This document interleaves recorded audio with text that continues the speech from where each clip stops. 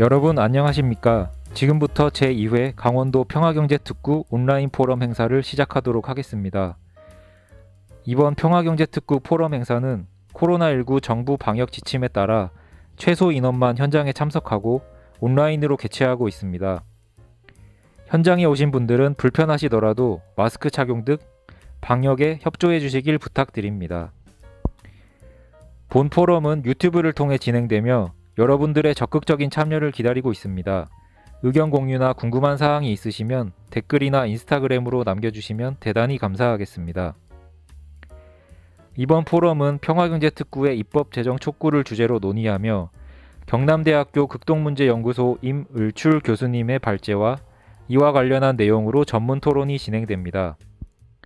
또한 사전에 평화경제특구 인스타그램을 통해 국민 여러분께 받은 질문에 응답하는 시간을 갖도록 하겠습니다. 그럼 시작에 앞서 오늘 참석해주신 전문위원님들 소개가 있겠습니다. 먼저 좌장을 맡아주실 최병수 강원일보 부설통일문제연구소장님이십니다. 다음은 경기연구원 북부연구센터 이정훈 센터장님 참석하셨습니다.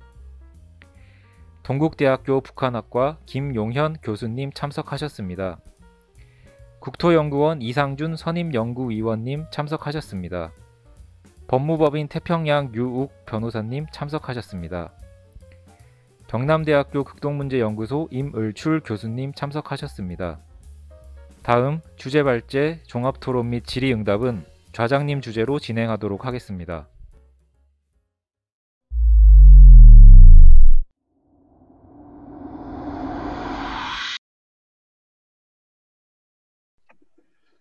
저는 오늘 토론의 좌장을 맡은 강원일보 통일문제소장입니다. 직책은 지금 전무를 맡고 있고요. 반갑습니다, 선생님들.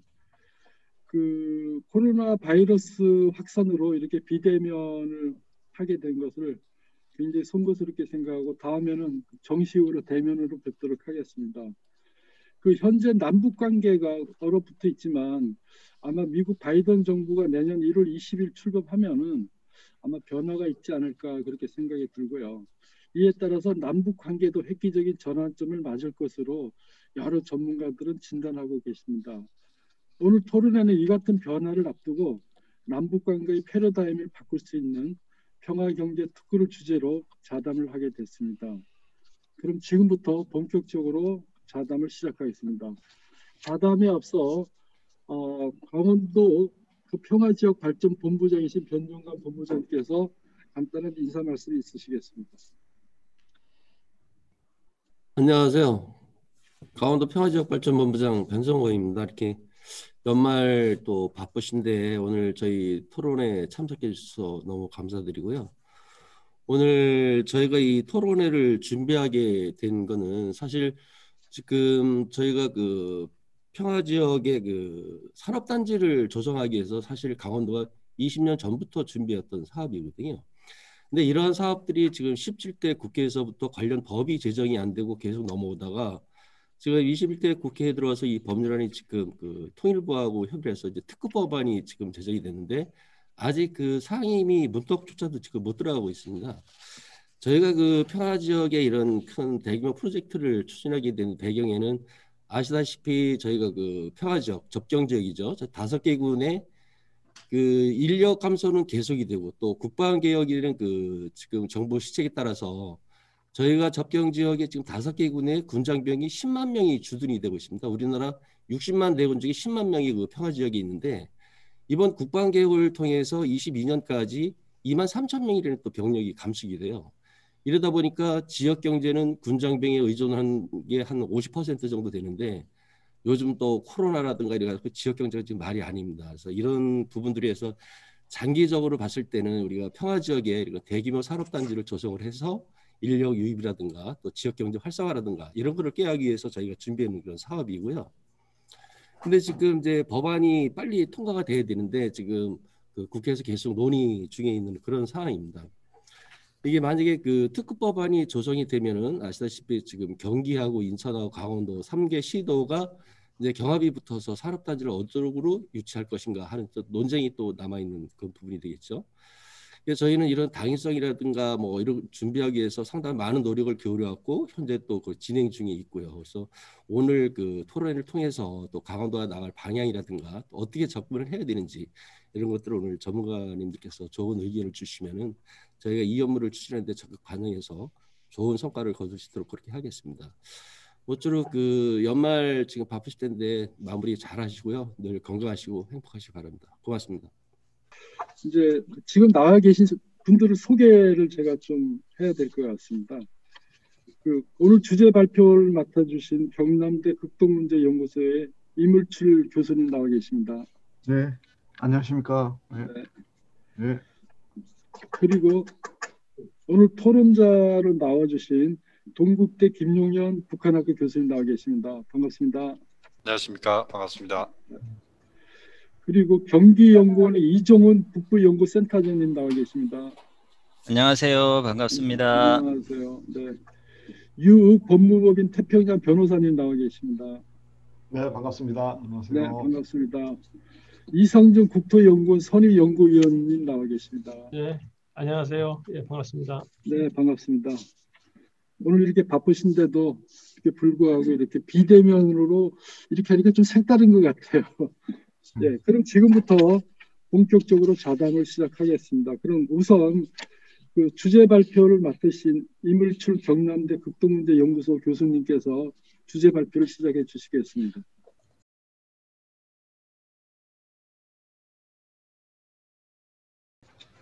예, 떴습니다. 예, 미안합니다. 예, 예, 반갑습니다. 제가 또 평소에 이렇게 많은 교류를 나누고 또 존경하는 우리 연구원 또 우리 교수님들 함께해서 또 반갑고요. 또 이번 행사를 주최한 강원도 평화지역본부, 평화지역발전본부 관계자분들 그리고 강원일보 우리 그 소장님을 비롯해서 많은 분들께 일단 감사를 드립니다. 사실 이제 아까 우리 본부장님께서 이 평화경제특구 또는 뭐 이전의 이름이 이제 통일경제특구였는데 이 관련해서 20년 동안 준비했다고 말씀을 하셨어요. 저도 뭐 따지고 보니까 뭐 한 20년 된 것 같습니다. 그때부터 이 통일경제특구를 조성해야 된다 그런 논의가 이제 시작되었고 저도 이제 주도적으로 참여를 했는데요. 지금도 뭐 여전히 그 환경은 좀 불확실한 환경이 많은 것 같습니다. 이제 그럼에도 불구하고 저는 일관되게 이 평화경제특구 입법이 꼭 필요하다 이렇게 주장을 하고 있습니다. 그래서 오늘 이제 제가 이 필요성과 관련해서 왜 입법이 필요한가 이런 부분과 관련해서 우선 또 그 사이에 이 환경이 많이 변화됐잖아요. 그래서 이제 이른바 이 글로벌 환경 변화 그 중에서 이제 인간안보 시대의 도래와 관련해서 우선 설명을 드리고 그리고 이제 이 남북 관계가 새로운 전환이 이제 모색되어야 되는데 특히 이제 이 코로나 시대에 그 어느 때보다도 남북 간의 연대와 협력이 필요하다 이런 부분을 제가 또 강조하고 싶고요. 그리고 이제 사실 그 평화경제특구든 남북 교류 협력이든 어떻게 해서라도 이제 지속 가능한 어떤 조건을 형성하는 게 굉장히 중요할 것 같습니다. 이제 그것과 관련해서 평화 경제를 어떻게 선순환시킬 것인지 그리고 이제 제가 판단하기로는 남북 관계가 복원이 되고 또 교류 협력이 시작이 되면 그 출발점은 남북 접경 협력 또는 평화경제특구가 될 수 있다고 저는 보고 있고요. 그리고 이 평화경제특구법 조성과 관련해서 고려할 사항들 그리고 이제 향후 과제 뭐 이런 얘기들을 여러분과 함께 나눠보도록 하겠습니다. 뭐 여러분들 너무나 잘 아시는 내용이긴 하지만 사실은 지금은 이 전통적 안보보다도 인간 안보가 훨씬 주목을 받고 있는 그런 시대인 것 같습니다. 그래서 특히 이제 개인의 또는 국민의 건강과 그리고 생명, 안전 이런 게 그 어느 때보다 중요한 그런 시대가 되었고요. 더군다나 이런 문제는 이 인간 안보 문제는 이 초국가적 문제이기도 하고 또 이게 일시적으로 해결될 문제가 또 아니기도 하죠. 그러니까 장기간 지속적으로 우리가 직면할 문제이기도 하고 이 문제 해결을 위해서는 그런 때보다 연대와 협력을 통한 윈윈을 모색하는 것이 또 중요하다. 그래서 이제 우리가 남북 관계를 고려할 때도 인간 안보의 시대의 어떤 도래 이런 부분을 우선적으로 고려할 필요가 있다 이렇게 보는 거고요. 지금 저희들이 힘든 시기를 보내면서 많은 뭐 생각을 하게 됩니다. 특히 이제 당장 직면한 게 코로나19이긴 하지만 보다 근본적으로는 결국 그 이상기후 현상에 대해서 이제 많은 고민을 해야 되는데요. 정말 이 근본적인 문제를 해결해야 되는 거죠. 그래서 코로나 문제 해결 관련해서 백신이 나와서 뭐 접종도 시작을 했지만 보다 근본적인 문제 해결, 이 이상기후 문제를 어떻게 이제 대응하느냐 이게 이제 굉장히 저는 중요하다고 봅니다. 그래서 지금도 여전히 이런 그 이상기후가 계속 진행이 되고 있고 또 시간이 갈수록 이 문제는 더 심화되고 그 이 문제가 결국은 우리 경제를 마비시키고 또 사회 갈등을 지금 최고조로 또 심화시키는 이런 어떤 그 악순환을 계속 지금 하고 있습니다. 그래서 이런 거 관련해서 제가 요즘 이제 뭐 코로나 상황 때문에 대외 활동도 많이 못하고 그러면서 읽고 있는 책 중에 하나가 그 예루살렘 히브리대 교수가 쓴 그 사피엔스라는 책부터 시작해서 또 이 하라리 교수가 코로나 관련해서 많은 그 성찰이 담긴 그런 지금 그 코멘트들을 하고 있습니다. 그러면서 지금 우리는 지금 생명의 역사에서 가장 중요한 결정을 내려야 하는 시기를 살고 있다. 뭐 이런 얘기도 하고 있고 또 앞으로 근본적인 인식 변화와 행동이 수반되지 않으면 인류는 침몰하는 이 타이타닉호에 승선한 것이나 다름없는 미래를 맞아야 될 것이다. 이런 얘기를 하고 있습니다. 이분이 이제 나이가 이제 그 44살이더라고요. 보니까 굉장히 젊은 아주 이 학자분이신데 이분이 지금 얘기하는 한마디 한마디가 정말 많은 그 어떤 공감을 불러일으키고 있습니다.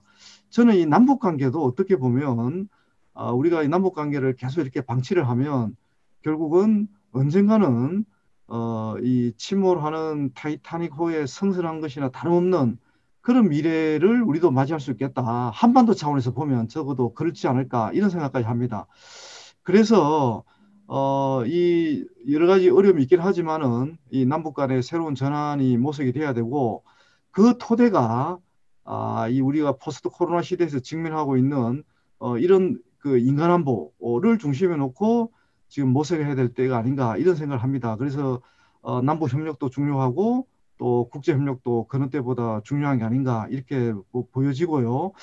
그래서 지금 이 K 방역이 또 위기를 맞이하고 있습니다. 이제 그럼에도 불구하고 우리는 협력과 연대를 통해서 다른 어느 나라보다도 그래도 성공적인 방역을 여전히 수행하고 있다고 저는 보고 있고 이 K방역 다음 단계가 결국은 이제 K경제고 K경제 다음 단계가 결국은 이제 K평화가 될 수밖에 없을 것 같습니다. 그래서 코로나 이후의 경제 회복 또 평화 정착 이런 것들을 또 그 어느 때보다도 이제 고민해야 될 그런 시점이 아닌가 이렇게 보여지고요. 결국 이 남북 관계 복원이 되면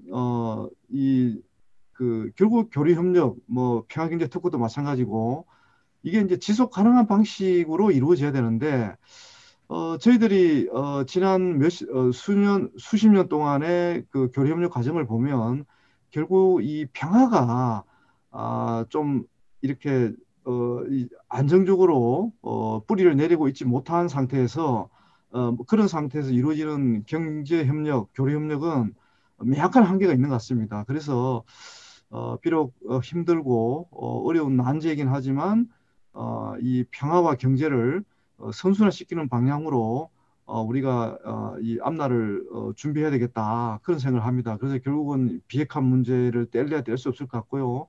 그 비핵화와 동시에 평화를 단계적으로 정착시키고 이런 거와 동시에 또 경제협력도 단계적으로 잘 이렇게 선순환시키는 이런 프로세스를 우리가 밟는 게 굉장히 필요하겠다는 생각을 합니다. 그래서 이 지속 가능한 평화 협력의 조건은 정말 이 평화 없이는 평화를 어느 정도 수준으로 올려놓지 않고서는 이 경제협력은 쉽지 않겠다 이런 판단을 갈수록 더 하고 있습니다.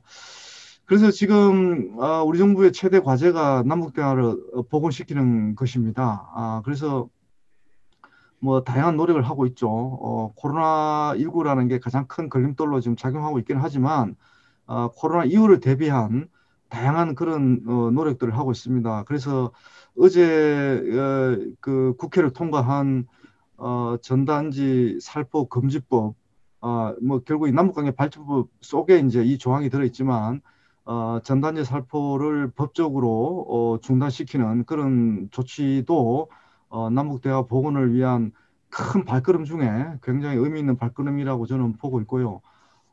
그래서 이제 어떤 식으로 빨리 대화를 복원시켜서 교류 협력을 추진을 하고 그리고 이제 남북 정상 간의 합의를 이행하는 거 이런 것들이 굉장히 지금 우리가 앞으로 지켜봐야 될 중요한 그런 절차적 과제인 것 같습니다. 그래서 이걸 통해서 한반도 평화 번영 시대를 앞당기는 것이 여전히 우리에게 중요한 비전이고 목표라고 할 수가 있습니다. 그래서 지금 정부가 이른바 작은 접근을 통해서 새로운 흐름을 개척하려고 하는 그런 시도를 하고 있습니다. 그래서 사실은 정치 상황과 무관하게 인도적 교류 협력은 추진하겠다는 것이 일관된 우리 정부의 목적이긴 하지만 북한이 지금 코로나 때문에 이걸 안 받아들이고 있습니다. 그러면서 인도적 교류 협력도 지금 시작이 못 되고 있는 그런 상황이기도 하고요.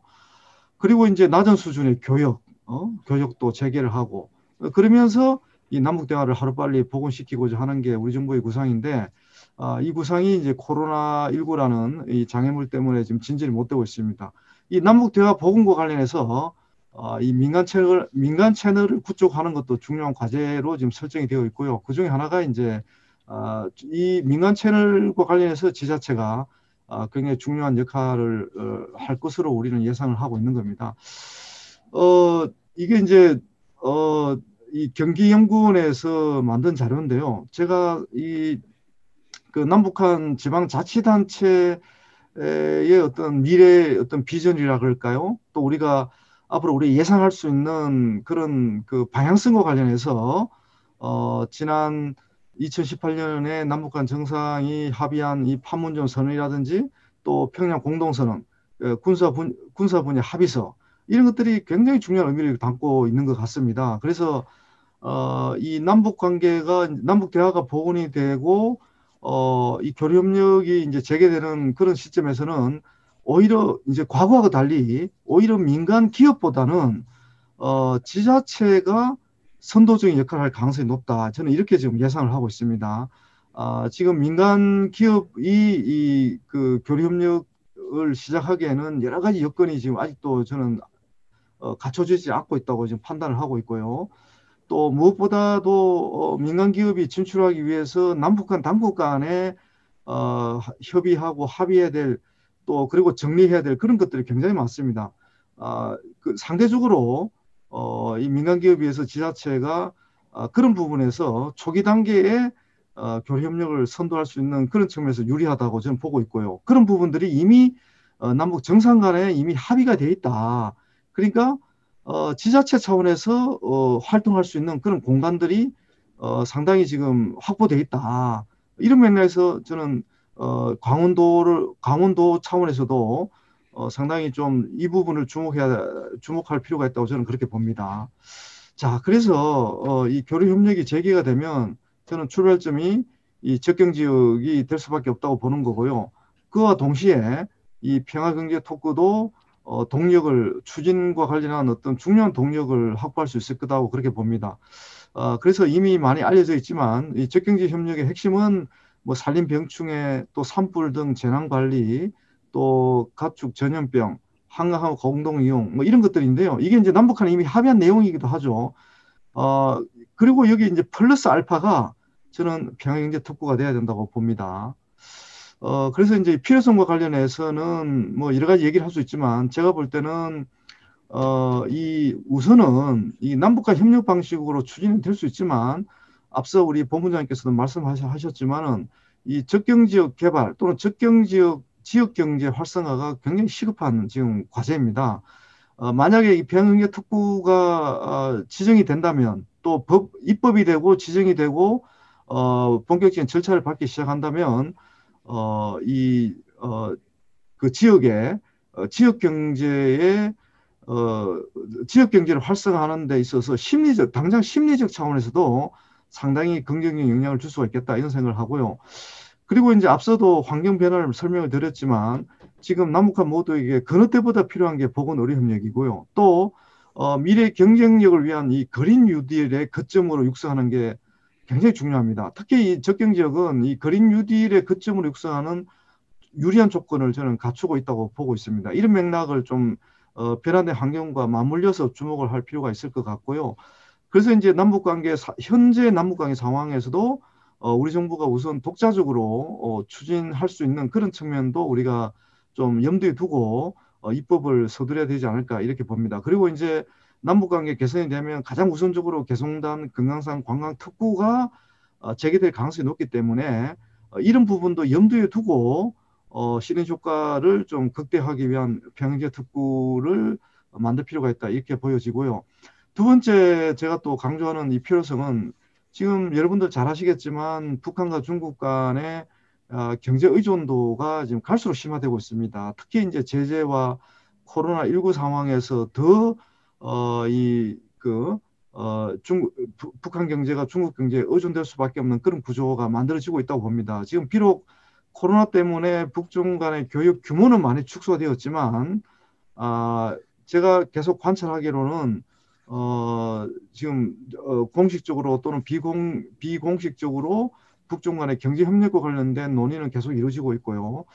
뭐 예를 들면 지금 그 신압록강 대교가 단동하고 신의주를 연결하는 그 다리가 지금 이미 준공은 거의 다 됐는데 이게 지금 그 오픈을 못 하고 있습니다. 근데 제가 어제 아는 분 얘기를 들으니까 이게 아마 코로나 이후에 북중 간의 교류 협력이 재개된다면 신압록강 대교가 오픈될 가능성이 높다. 뭐 이런 얘기까지 또 중국에 계신 분이 얘기를 해주시더라고요. 어떻든 이 북중 간의 의존도가 이게 우리가 지금 너무 오랫동안 방치를 해놓기 때문에 이 부분과 관련해서 우리가 좀 뭔가 대항력을 갖춰야 된다 이런 생각도 들고요. 그리고 북중 간의 교류의 거점들이 대부분 북중 적경 지역에 이루어지고 있기 때문에 우리도 남북한 적경 지역에 이 평양의 특구를 만들어서 북중 경제에 보다 더 의존도를 높여가는 그런 구조를 만들 필요가 있다 이렇게 저는 생각을 하고요. 자, 그리고 결국 이제 그 평양경제특구가 만들어져도 남쪽에 일방적으로 지정이 된다고 하더라도 지속 가능한 단지가 개발돼야 된다고 봅니다. 이 지속 가능 그 단지가 되기 위해서는 북한하고 연계되는 게 저는 꼭 필요하다고 봅니다. 뭐 가장 그 아주 현실적인 사례가 결국 개성단과의 이 연계죠. 개성단과 연계가 되면 개성단도 살고 적경 지역에 설치되는 이 평양경제도 생존력을 가질 수 있다. 저는 그렇게 봅니다. 그래서 이 개성단이 가지고 있는 약점을 잘 보완하는 또 그런 기능도 미래에 염두에 둔 평양경제 특구가 돼야 된다. 이렇게 보여지고요. 뭐 예를 들어서 강원도 같은 경우는 이제 금강산이라든지 또 원산 갈마 해양 관광지구하고 뭔가 연계된 산업적으로든 또 관광 측면이든 연계된 평양경제 특구가 만들어져야 한다고 이렇게 저는 생각을 합니다. 그리고 이 북한과 국제사회를 연결하는 교량으로서 평양경제 특구가 굉장히 중요하다 이렇게 저는 봅니다. 그래서 물론 이 평양경제 특구는 단계적으로 발전될 수밖에 없겠지만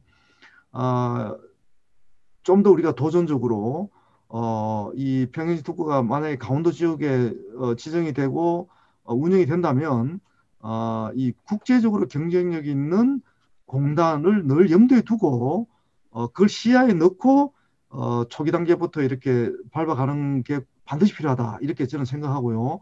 그리고 또 북한이 지금 과학기술 특히 이제 첨단 과학기술을 지향하고 있는 그런 국정 어떤 목표랄까요 방향성 이런 걸 생각을 하면 뭔가 북한과의 협력을 더 이렇게 자극할 수 있는 그런 이 첨단 산업 공단화를 저는 추구해야 된다고 봅니다. 그래야 북한의 우수한 인재를 유치하는 데도 도움이 될 거라고 저는 봅니다. 자, 그리고 이제 이 고려 사항이 결국 입법 시점인데 아마 우리 유욱 변호사님하고 제가 국회 그 청문회 때 그 함께 나눴던 얘기 중에 하나인 것 같습니다. 이 그 평양제 특구법이 제정되더라도 하위법규 제정이라든지 또 기본계획 수립, 지역 선정, 기반시설 조성, 또 기업 유치, 그리고 본격적인 특구 운영 이런 것까지가 상당한 시간이 걸립니다. 그러니까 지금부터 입법이 되더라도 이 조성하는 그 실제로 운영하기까지는 또 몇 년이 걸릴 수 있기 때문에 이런 점을 특히 고려해서 입법이 되려면 빠르면 빠를수록 좋다. 그래서 이 관련 후속 조치들을 관련 후속 조치의 속도를 내기 위해서는 뭔가 입법과 관련된 긍정적인 신호를 보내는 게 굉장히 중요하다. 이렇게 보여집니다. 그래서 우리 기업 유치라든지 중장기적으로 북한의 협력을 유치하기 위해서라도 입법과 관련된 긍정적인 그런 시그널이 지금 나와야 된다. 이렇게 저는 보는 거고요.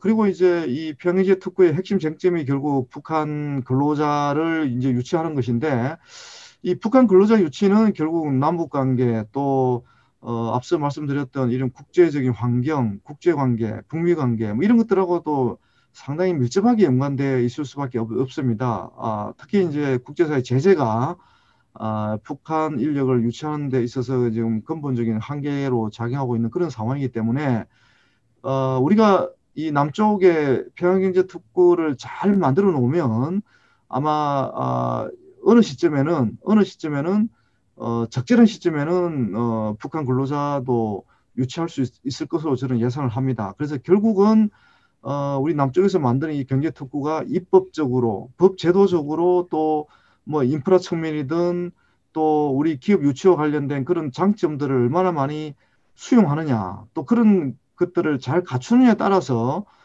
북한 근로자를 유치하는데 어떤 중요한 계기가 될 것 같습니다. 그런 맥락에서 이 북한 근로자 유치를 늘 염두에 두되 우리가 우리 쪽에서 먼저 경쟁력 있는 그런 법제도, 인프라 관련된 기술 뭐 이런 것들을 준비해 놓는 것이 필요하다고 봅니다. 그래서 이제 향후 과제입니다.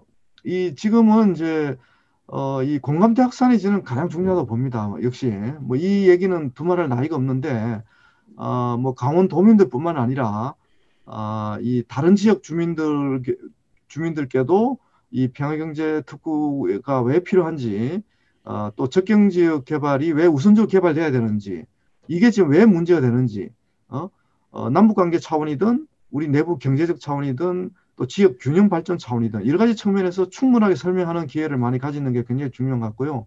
그래서 이제 제가 이제 우선적으로 얼마 전에도 이 유사한 회의에 제가 참석을 했지만은 결국 이 지역 균형 발전 종합 계획과도 밀접하게 연계가 돼야 되고 또 이 평화경제 특구 또 접경지역 개발 관련해서 다른 지역에서 계속 이 형평성 문제를 계속 제기를 하고 있거든요. 그래서 이 다른 지역과의 형평성 문제 제기에 대해서 효과적으로 대응을 해야 되고요. 이 평양제 특구는 결국 이 발전과 혁신의 거점으로 육성하는 게 굉장히 중요한 것 같습니다. 이게 이제 우리 이정훈 경제연구원의 본부장님께서 특히 이제 강조하시는 부분이어서 제가 상당히 인상 깊게 지금 받아들이고 있는 그런 부분이고요.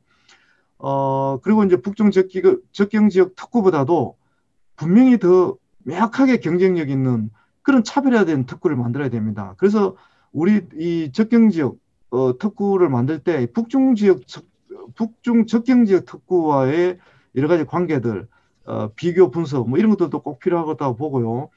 이 그린 뉴딜에 저는 특히 주목을 해야 된다고 봅니다. 이 그린 뉴딜은 환경산업을 육성하는 게 핵심이기도 합니다.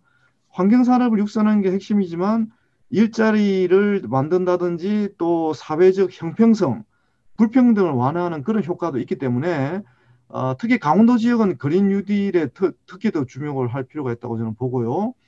그리고 남북 정상을 합의한 동해 관광특구와 강원도 내 평양제 특구와의 연계를 우선적으로 고려하고 그리고 늘 제가 강조하는 거지만 선택과 집중이 필요한 것 같습니다. 그래서 연대와 협력을 통해서 초기 시범사업 성공 사례를 창출하는 게 굉장히 중요합니다.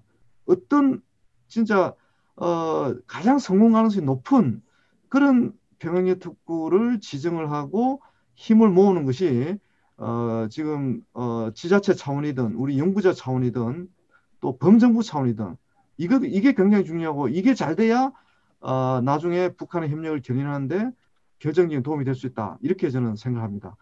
예, 이상으로 제 발표를 마치도록 하겠습니다. 경청해 주셔서 진심으로 감사드립니다.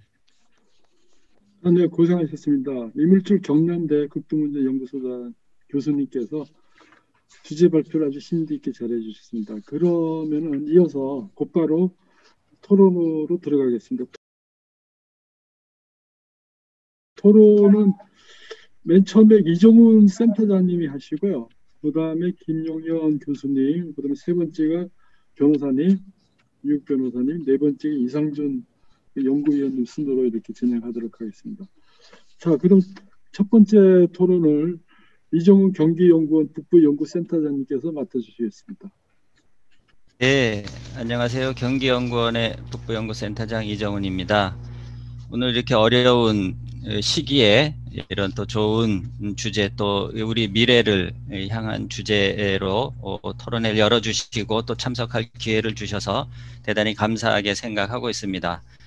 이물질 교수님 발제를 아주 큰 시각에서부터 평화경제 특구의 구체적인 내용까지 아주 꽉 차게 잘 말씀을 해 주셔서 제가 그 부분에서 조금 더 이제 제한된 시간에 말씀을 주셨기 때문에 조금 더 이제 보완해서 우리 관계자들이나 우리 청중들이 좀 조금 더 이해를 돕는 차원에서 몇 가지 말씀드리고 또 이슈가 되는 부분들을 좀 추가해서 말씀드리겠습니다. 우선 평화경제 특구는 발제에서 말씀해 주신 것처럼 접경 지역에 산업단지 형태로 우선적으로 조성이 됩니다. 그래서 남북 간 경제협력을 실행하는 하나의 전진기지로서 역할을 담당하는데요. 그 전진기지가 쌍둥이 공단, 쌍둥이 산단 혹은 쌍둥이 도시, 소위 말해서 트윈시티라고 하는 개념으로 이해를 하실 수 있는데요. 우선 개성공단에서 일어나는 이제 활동들을 보완하거나 그것들을 일부 대체하는 이제 그런 역할을 할 수 있고요. 또 금강산 그 원산 관광지구와 강원도의 그 협력을 이루는데 또 강원도 남쪽의 접경 지역에 관련된 기능들을 묶어서 뭐 서비스, 물류, 산단과 같은 것들을 만들어서 북측과 교류를 하고자 하는 기업, 그 다음에 여러 가지 기관들, 또 인력들이 상주하면서 교류하고 활동하는 거점, 이렇게 이해를 하시면 됩니다.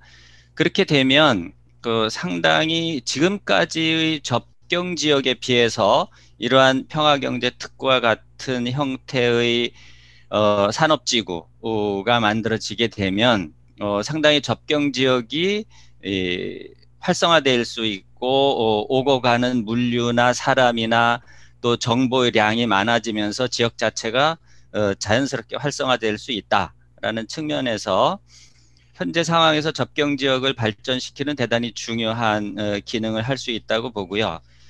자, 그러면 이 평화경제 특구가 외국의 경우에 어떤 사례를 볼 수 있냐 하면 일단 그 발제에서도 좀 말씀해 주셨듯이 북중 접경 지역에는 이미 북한에서는 11개의 경제개발구를 북중 접경 지역에 집중해서 배치를 하고 있습니다. 그다음에 나머지는 평양 지역에 있고 원산, 그다음에 남포 지역에 있고요.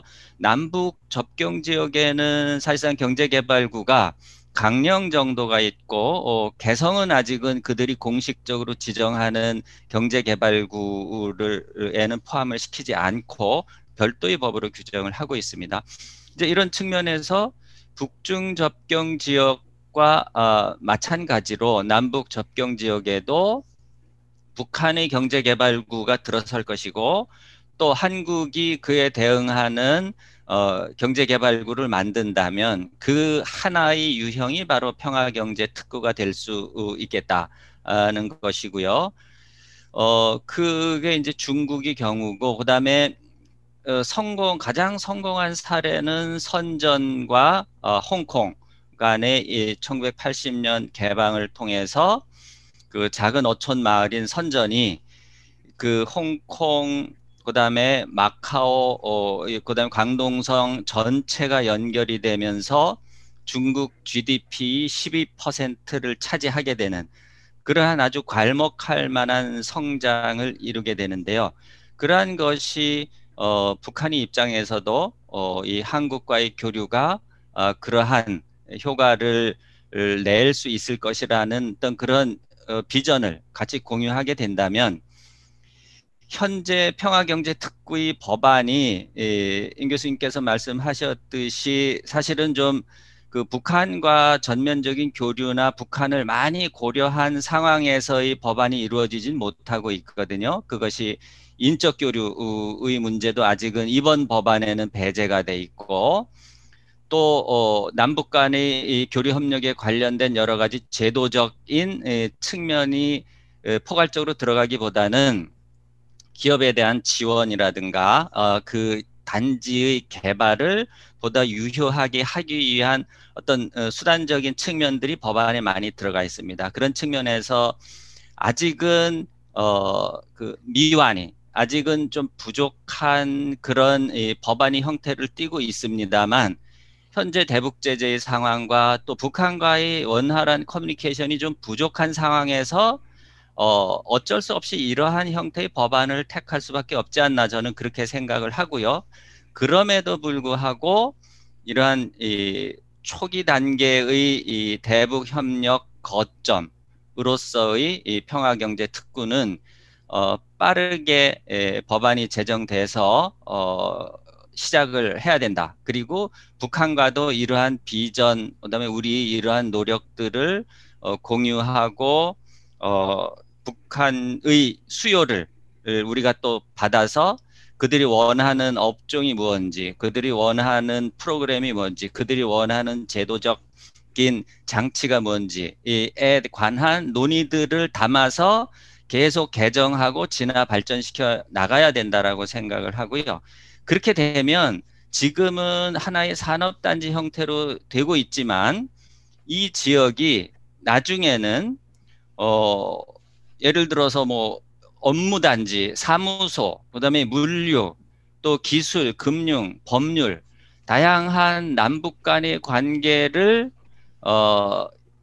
그 지역에서 뒷받침하고 총체적으로 이루어지는, 그다음에 관광, 쇼핑, 컨벤션, 유통, 이런 방식의 복합 도시로 나아갈 수 있다. 그러면 지금 접경 지역이 굉장히 그 외떨어지고 또 이 어떤 사람들이 발길도 뜸하고 그런 상황에서 남과 북이 교통하고 교류 협력하는 많은 이 활동들이 이 평화경제 특구와 접경 지역의 이 주요 그 접경 도시에 집적이 될 텐데요. 예를 들면 뭐 강원도의 같은 경우에 철원이라든가 고성이라든가, 또 경기도는 연천, 파주, 김포, 인천이 강화, 이런 지역들이 다 그러한 역할을 할 수 있는 그런 도시로서의 기능을 할 수 있고요. 그 코어가 바로 출발이고자 코어가 바로 평화경제특구다, 이렇게 볼 수 있습니다.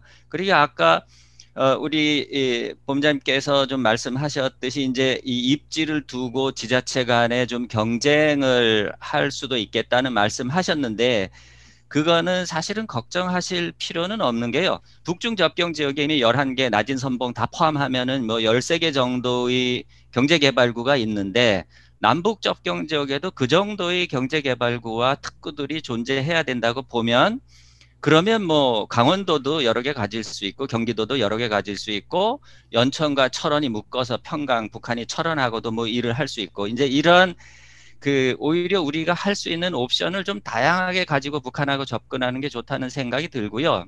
이제 그 마지막으로 좀 강조드리고 싶은 거는, 결국 지금 현재 이 평화경제 특구와 더불어서 이 서해경제공동특구와 동해관광공동특구와 같은 이 남북 지도자가 합의한 일들에 대해서도 정부가 더 빨리 구체적인 대안을 내놓고 지자체들의 의견도 묻고 또 북한하고도 좀 우리 빨리 이런 것도 좀 하자라는 이야기들을 이 평화경제 특구의 논의와 더불어서 같이 갔으면 좋겠다. 이런 생각이 들고요. 그래서 현재 두 개의 법안이, 이 두 종류의 법안이 지금 국회에서 심의 중인데 그러한 논의들을 국회에서 빨리 정리를 해서 내년에는 이러한 일들이 좀 더 구체적인 한 단계 진전된 그런 계획의 수립과 논의와 실행으로 나갔으면 좋겠다는 생각을 하고 있습니다. 이상 토론을 마치겠습니다. 예, 감사합니다. 이정훈 경기연구원 센터장님 말씀 잘 들었는데 보니까 이제 북한과 평화경제특구에 대해서 비전을 공유를 할 필요가 있다. 그 말씀을 이렇게 그 머리에 쏙 들어오고, 두 번째로 강원도와 경기도가 함께 할 수 있다. 경쟁 관계가 아니라 같이 공생하면서 상생할 수 있다. 이런 말씀을 해주셨습니다. 자, 다음으로는 김용현 동국대 교수님께서 토론을 이어가도록 하겠습니다. 네, 동국대 북한학과 김용현입니다. 저희는 이제 수업을 웹엑스 비대면 수업을 1년째 하고 있는데요. 오히려 이제는 우리 학생들도 이런 비대면 회의나 수업에 익숙해서 대면 수업 하자 그러면 학생들이 부정적 반응이 훨씬 많이 나옵니다. 저희가 계속 이 설문조사를 월별로 하고 있는데요. 그만큼 코로나19가 가져다 준 이 변화가 많은 부분 이제는 좀 일상화돼 버린 듯한 느낌도 듭니다. 굉장히 반가운 얼굴들도 또 오랜만에 뵙게 돼서 건강한 모습을 또 화면상으로라도 확인하게 돼서 너무 좋습니다. 저는 좀 큰 이야기를 할 수밖에 없을 것 같습니다. 왜냐하면 제가 경제 전문가는 아니고요. 아무래도 안보, 외교안보 그리고 남관계 쪽에 대한 관심이 많이 있기 때문에 저는 좀 큰 이야기를 좀 할 수밖에 없을 것 같습니다. 저는 이제 평화경제특구라고 하는 이 테마 자체가 굉장히 중요한 그 의제를 설정 또는 선점했다고 봅니다.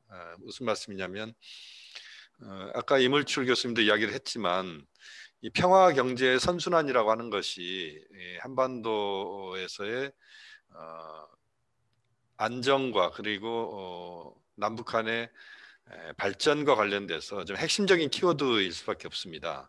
또 이것이 또 평화와 경제가 따로 놀 수가 없기 때문에 이 평화경제라고 하는 것이 우리가 앞으로 상당 기간 추구해야 될 그런 남북관계 차원에서의 과제일 수밖에 없는 것 같습니다. 나중에 이제 뭐 남북연합 단계나 그 이상의 단계가 됐을 때는 일정 정도 수정이 필요하겠지만 현재로서는 평화경제라고 하는 것이 저는 굉장히 중요한 그런 구도인 것 같고요. 여기에 하나 좀 덧붙인다면 이제 생명이 아마 같이 가지 않을까 싶습니다. 코로나19로 우리가 경험하고 있지만 남북한의 휴전선은 있지만 저는 전염병의 휴전선은 없다고 생각이 듭니다. 그렇게 보면 이제는 평화경제 플러스 생명 공동체까지도 우리가 고민을 해야 되는 상황에서 조금 확장시킨다면 저는 평화경제 생명특구 뭐 이렇게까지 좀 가야 되지 않느냐 하는 그런 생각도 갖고 있습니다. 어쨌든 굉장히 그 중요한 테마를 전 잘 잡았다는 생각이 들고요. 그다음에 이제 또 하나 이 평화경제특구가 의미 부여를 할 수 있는 것은 이물출 교수님 그 발표문의 이 PPT의 표지를 보시면 잘 아시겠습니다만 한반도 신경제 구상입니다. 이건 문재인 대통령께서 지금 집권하실 때부터 갖고 있었던 생각이시고 그 중에서도 저는 이 H형 이 한반도의 이 벨트 환황의 환동해 그다음에 접경지역 DMZ라고 하는 이 세 축을 묶는 이 벨트에서 평화경제특구는 결국 한반도 신경제 구상의 허리 부분에 있어서 실질적인 실현이라고 하는 측면에서 저는 굉장히 중요한 의미가 있다는 생각을 합니다. 그렇게 보면 저는 이 평화경제특구라고 하는 개념 자체 갖고 있는 의미가 매우 중요하고 앞으로의 우리의 미래를 생각했을 때 굉장히 필요한 그런 테마들을 잡아냈다. 이 부분은 저는 높이 평가하고 싶습니다. 그 다음에 이제 또 하나 말씀드리고 싶은 부분은 이런 이제 굉장히 중요한 의미가 있는 이 평화경제특구의 발전과 관련돼서 현재 한반도를 둘러싼 외부 환경이 그렇게 녹록하지는 않다라고 하는 점을 이야기할 수밖에 없을 것 같습니다. 말씀드린 것처럼 이런 매우 큰 의미가 있는 것임에도 불구하고 실제 이것을 실현시키기 위해서는 여러 환경적 요소들이 그것을 뒷받침해 줘야 되는데 그러나 현재 환경은 그렇게 썩 녹록하지 않다라고 하는 것입니다.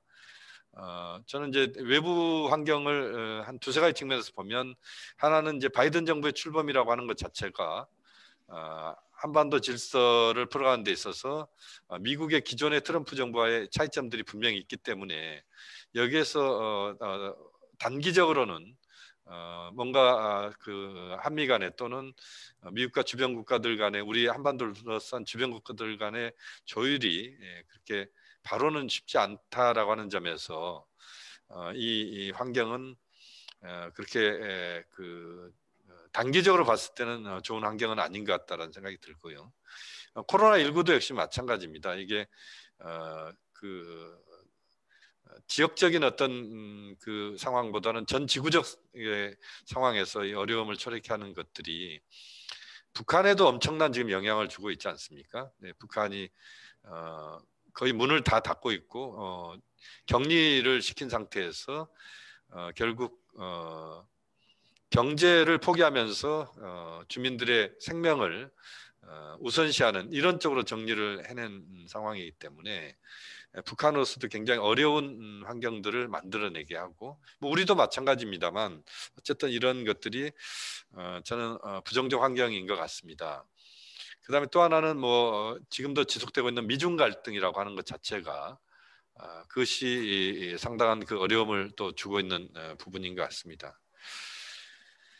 그렇지만 이제 저는 한반도를 둘러싼 환경 중에서 조금 긍정적인 부분들을 보고 있는 게 한 두 가지 있는데요. 이건 저는 앞으로 평화경제특구와 관련돼서도 굉장히 의미가 있는 내용이라고 봅니다. 하나는 도쿄올림픽 개최입니다. 내년 7월 23일 날 도쿄올림픽이 개최가 백신의 개발이나 지금 접종 상태로 보면 저는 제한적인 관중 범위 속에서 전 세계 선수들이 와서 도쿄올림픽을 하리라고 생각을 합니다. 그렇게 보면 이 도쿄올림픽을 앞두고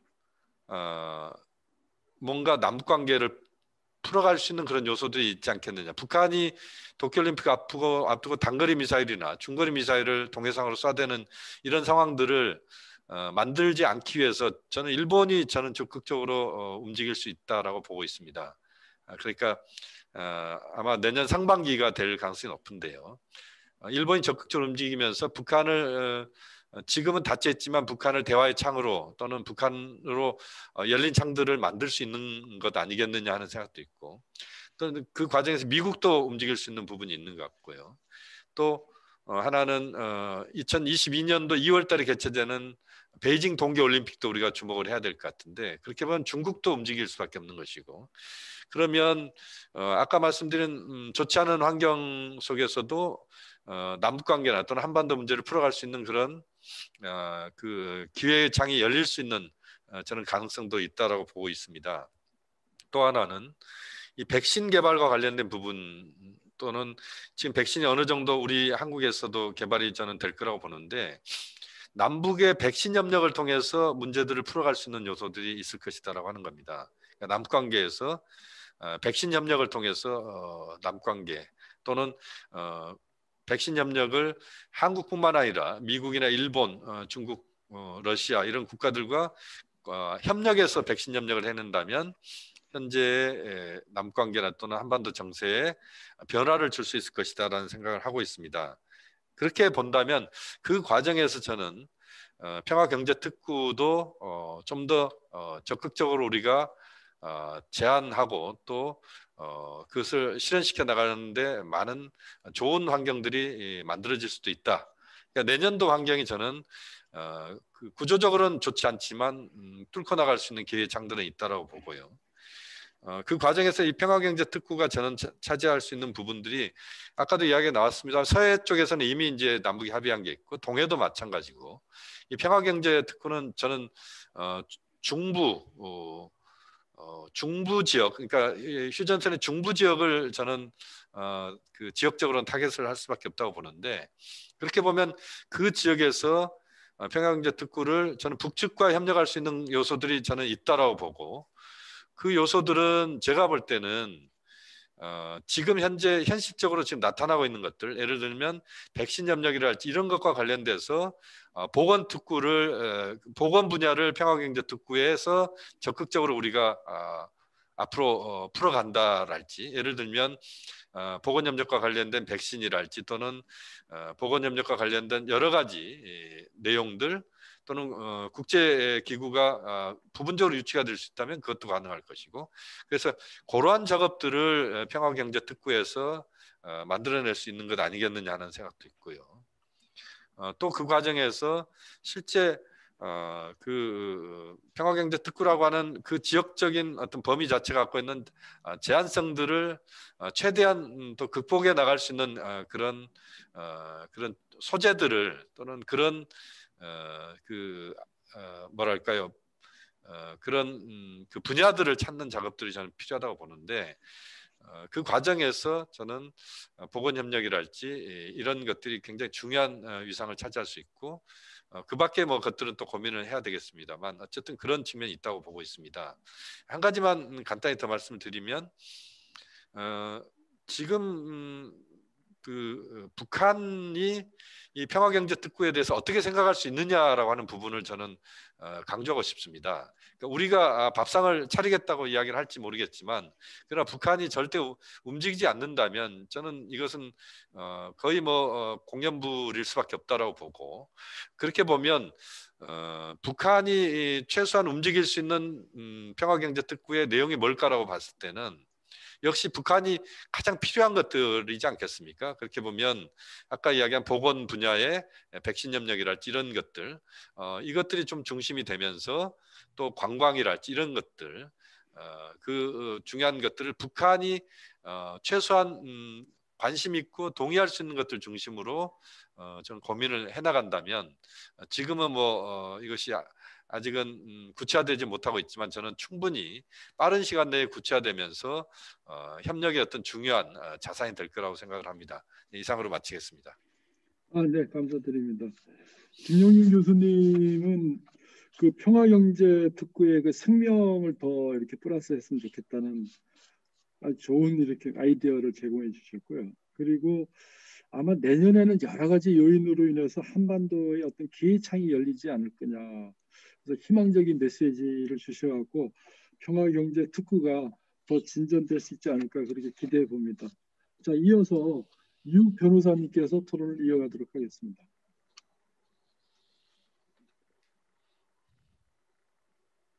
네, 반갑습니다.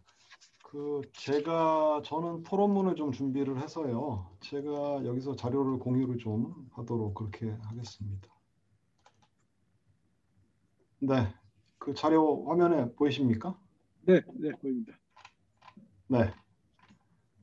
자료를 중심으로 해서 저는 말씀을 좀 드리겠습니다. 저는 법률가이기 때문에 지금까지의 굉장히 그 당위적인 필요성들, 큰 그림들에 대해서 저는 뭐 개인적으로 굉장히 그 공감하고 동의합니다.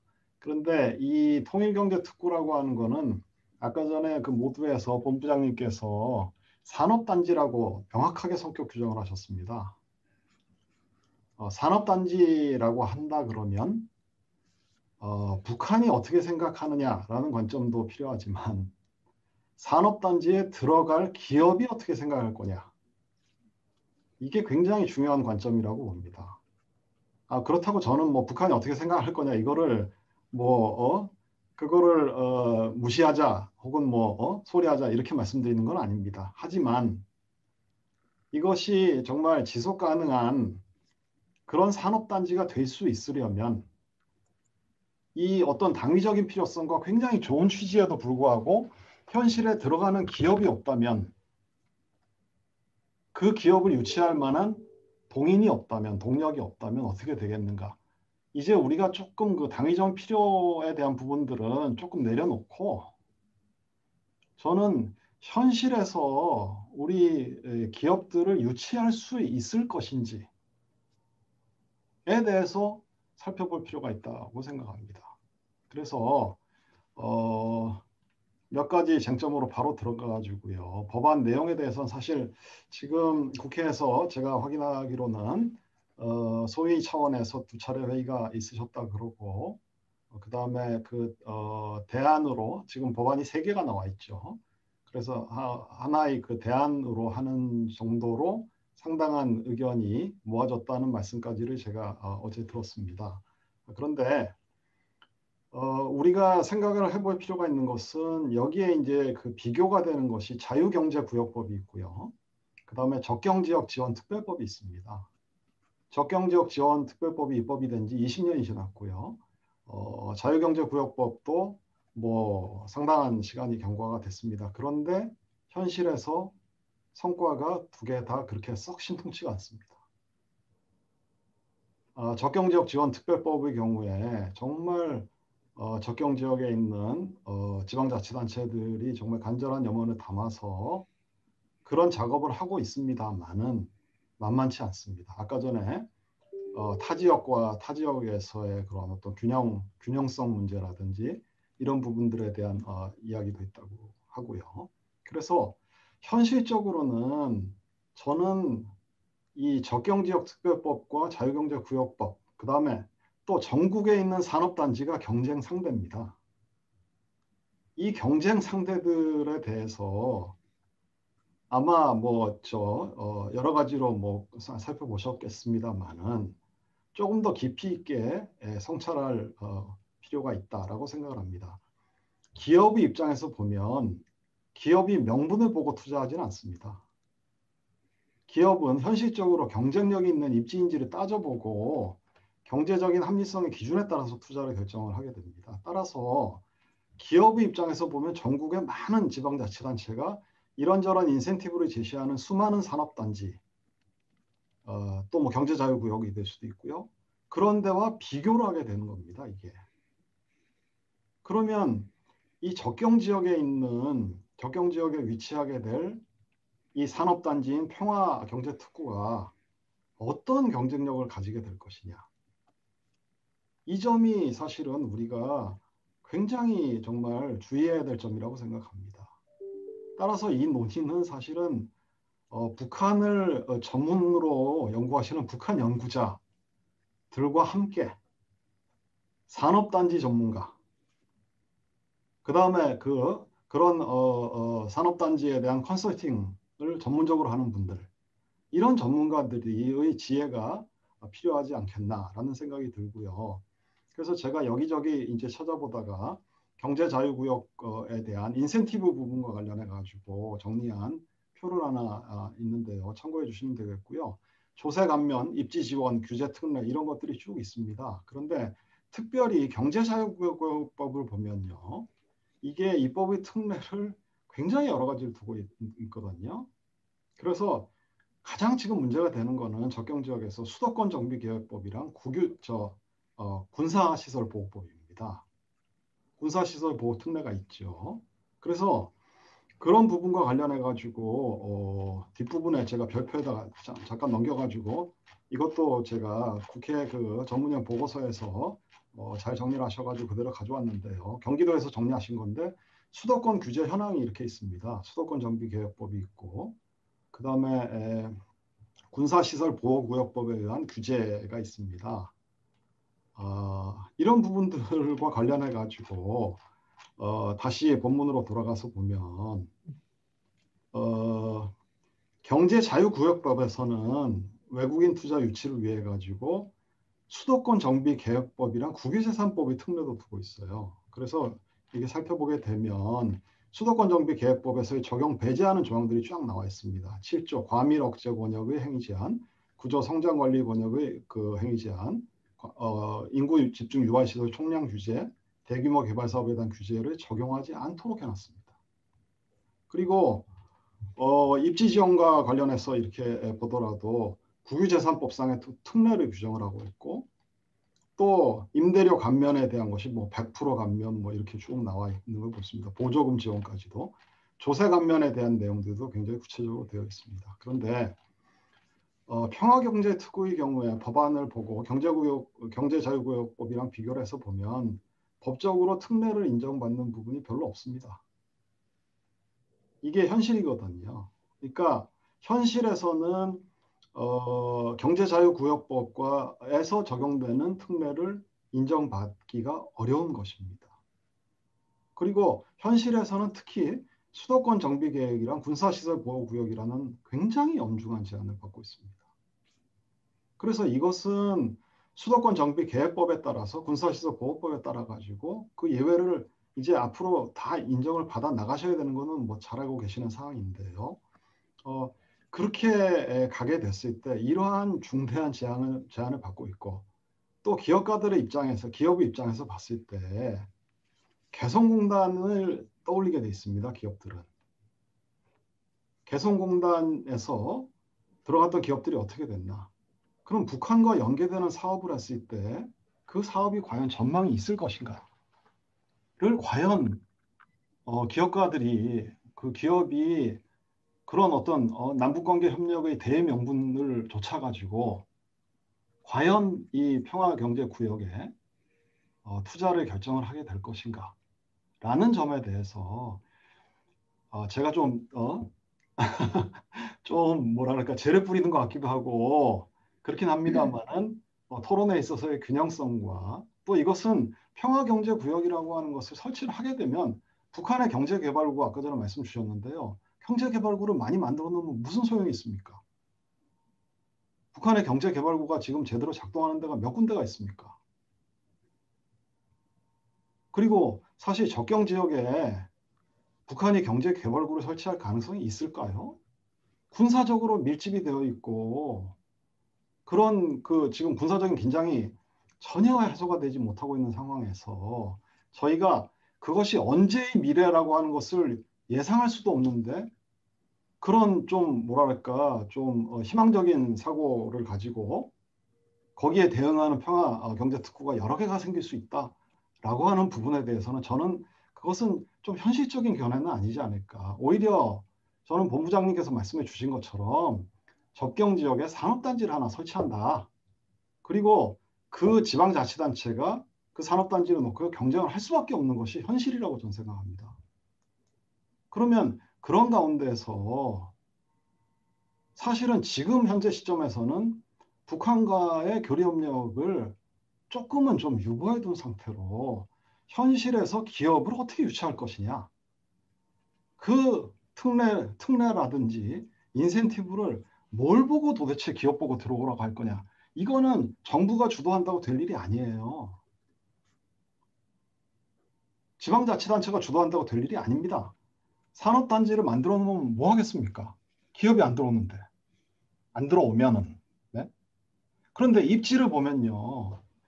지금 접경지역이라는 입지가 수도권 정비계, 계획의 제한, 군사시설 보호구역이라는 제한, 거기다가 물류라든지 인프라라든지 거의 모든 면에서 전국의 산업단지와 비교해가지고 과연 기업 보고 자신 있게 들어오라고 유치를 할 만한 그런 그 인센티브가 있을 것인지, 그것이 오히려 문제의 핵심이다. 저는 평화경제특구라고 하는 정말 좋은 취지와 그런 것은 저는 동의합니다만은 현실에서 과연 이렇게 정말 여러 가지 특례를 두고 있는 경제자유구역도 지금 성과를 못 내가지고 어려움을 겪고 있는 형편에서 저희가 조금 더 냉정하게 법이 만들어지고 난 다음에 평화경제구역을 과연 운영을 할 수 있을 것인지를, 어떤 기업을 유치를 해가지고 이것을 성공적으로 가져갈 수 있는지에 대해서 조금 더 냉정하게 생각을 해보신 필요가 있는 것이 아닌가, 이런 좀 생각이 듭니다. 그 적경지역법과의 관계 부분에 대해서는 아까 전에 뭐 본부장님께서 이미 정의를 해주셨기 때문에요. 적경지역 지원법이라고 하는 것이 굉장히 거기에 열거되어 있는, 시행령에 열거되어 있는, 밑에 각주에서 제가 인용을 했습니다만은, 이러한 지방자치단체들에 대한 포괄적이고 일반적이고 보편적인 지원을 한다 그러면, 이제 그 적경지역 특별법을 가지고는 사실은 지원의 취지를 살리기가 어렵기 때문에, 제가 이해하기로는 평화경제특구라고 하는 특정한 지역에 대해서 집중적으로 좀 무엇인가를 해보자라고 하는 취지가 담겨져 있는 것이 아닌가, 저는 그렇게 이해를 하고 있습니다. 그리고 여기서 입주기업의 범위에 대해서 법안에서요, 남북 경협 관련 기업으로 관련 기업으로 한정을 하고 있거든요. 저는 지금 그렇지 않아도 여기에 들어올 기업이 유치하기가 쉽지 않을 텐데, 과연 이런 제한을 둬가지고 이게 경쟁력을 가질 수가 있을까라는 의문이 있어서 한번 생각을 살펴주시기를 부탁을 드리고 싶고요. 그 다음에 법적으로 보면 북한 근로자 고용 문제는 지금 뭐 당연히 현 시점에서는 안 된다라고 전제가 되어 있는 얘기이기 때문에, 우리 임 교수님께서도 그런 취지로 말씀하신 건 아닌데요. 대북 제재 조치에 따라서 이거는 얘기를 꺼낼 수가 없는 상황이 되겠고요. 그 다음에 대북 제재가 없다고 가정을 하더라도 북한 근로자들이 남쪽에 와서 일을 하는 것이 과연 우리 법적으로 문제가 없는가? 우리 헌법적인 문제가 바로 생깁니다. 헌법상의 평등 문제도 생기고, 평등 원칙 적용도 생기고, 노동법 적용에 있어서 최저임금법을 어떻게 할 것인가라는 문제가 생깁니다. 사실. 그러면 이 부분에 대해서 최저임금법에 적용을 받아서 그러면 그런 임금을 받는 사람은 고용하면 될 게 아니냐라는 생각을 할 수도 있겠습니다만은, 우리가 개성공단의 경험을 이미 가지고 있거든요. 개성공단에서의 경험은 뭡니까? 경쟁력을 가졌던 부분들은 북한이 그것을 좋아하지도 않았고 바람직하지도 않지만 현실은 저임금 노동력이었습니다. 그리고 그것이 일반적인 모델이었고요. 우리가 IT도 얘기할 수도 있고 애니메이션도 생각할 수도 있고 굉장히 이상적으로 여러 얘기를 할 수 있습니다. 바이오 협력도 얘기할 수 있습니다. 그러나 현실에서 말이에요, 우리나라의 제약업체들, 바이오 벤처들이 적경지역으로 갈까? 그 업체들을 과연 유치할 수 있을까? 제가 지금 규제를 하기 때문에 정말 최근에 정말 세계적인 기업으로 성장한 기업과 일을 하고 있습니다. 과연 그 기업들한테 지금 적경지역에 있는 평화경제특구에 가서 바이오 단지 만들어 보세요 라고 얘기했을 때, 그것이 과연 그 기업들이 그런 부분들에 대해서 반응을 할 것인지 저는 좀 의문을 가지고 있습니다. 마지막으로 국유재산 관련 조항과 관련해서도요, 지금 이 법안을 보게 되면 사실은 좀 지원에 관한 조항들이 여러 가지 조항들이 있습니다만은, 마치 적경지역 지원특별법처럼 굉장히 추상적인 선언적인 조항들입니다. 다시 말씀드리면 구체적인 그런 어떤 인센티브가 될 수가 없는, 그리고 앞으로 기재부랑 조세 특례를 협의를 해야 되고, 또 기재부랑 또 국유재산 특례를 또 협의를 해야 되는, 이 법으로 해결이 안 된 문제들이 많이 남겨져 있는 법안이다. 국유재산 특례 부분에 대해서는 국유재산 특례 제한법이 아예 있습니다. 그래서 국유재산 특례를 두려면 국유재산 특례 제한법에 의해서만 하도록 해놨어요. 다른 법으로는 이걸 절대 못 바꿉니다. 그래서 이 법이 실효성 있는 법이 되기 위해서, 물론 왜 이거를 하고 싶은 생각이 없으셨겠습니까? 그리고 17대 때부터 지금까지 20년이 넘게 이걸 해온 부분에 대해서 저도 충분히 이해를 하고 있고, 그러나 그렇게 법안이 어려움을 겪었던 부분들의 근본적인 이유가 무엇인가? 그리고 다시 한번 저는 이 평화경제특구가 유치하려고 하는 기업의 입장에서 무엇이 필요한가? 기업이 들어갈 만한 동기와 동의는 무엇인가? 인센티브는 무엇인가? 그 점에 대해서 조금 냉정하게 살펴주셨으면 좋겠다라고 말씀드리고 싶습니다. 감사합니다. 네, 이욱 변호사님께서 그 기업가 입장에서 접근을 좀 아주 신랄하게 해주셨고요. 그리고 아주 현실성 있는 진단을 이렇게 해주셨습니다. 자, 다음으로 이상준 선임연구위원께서 토론을 이어가도록 하겠습니다. 네, 안녕하십니까. 오늘 이문출 교수님 발표 잘 들었고요. 또 오랜만에 우리 경기연구원의 이정훈 박사님, 또 동국대학교 김영현 교수님, 또 우리 이욱 변호사님 또 좋은 그 토론 말씀 잘 들었습니다. 오늘 핵심적인 사항들을 다 짚어주셨기 때문에 또 제가 이제 중언부언을 할까 좀 걱정이 되고요. 짤막하게 좀 말씀을 드려야 될 것 같습니다.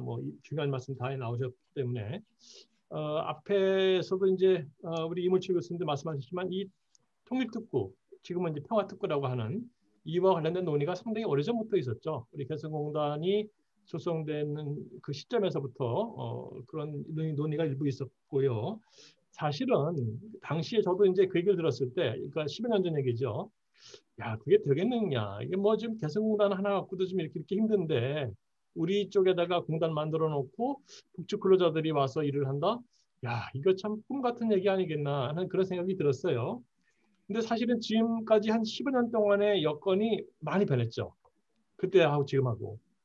사실 진짜 하기는 지금 우리가 팬데믹을 1년 전에도 예상 못했다시피 그렇게 1년이라는 기간이 이렇게 크게 우리 삶을 바꿔놓고 이런 거기 때문에 10여 년 전의 상황이라는 것은 더 말할 것도 없는 그런 상황이다. 그러니까 그 당시의 상황, 그 당시 남북경제협력과 지금 우리가 해야 될 남북경제협력은 너무 많이 여건이 변화됐다.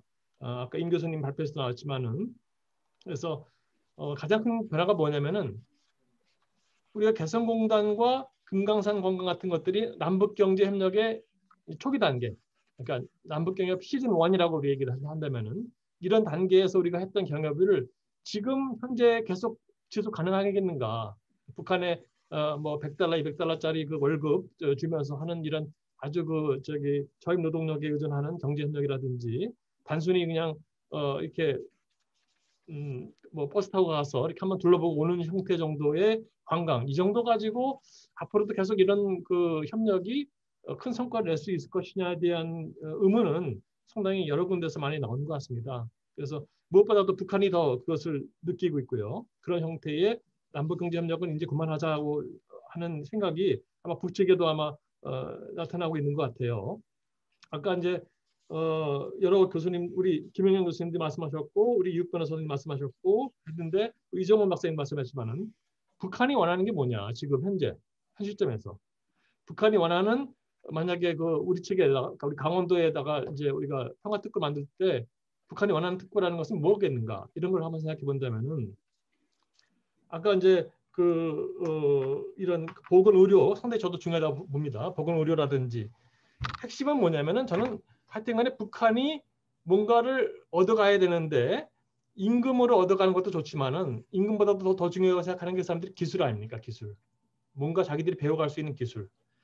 비록 임금을 충분히 남한 근로자만큼 못 받더라도 상대적으로 자기들이 뒤쳐져 있는 기술을 배울 수 있는 그런 기회가 된다.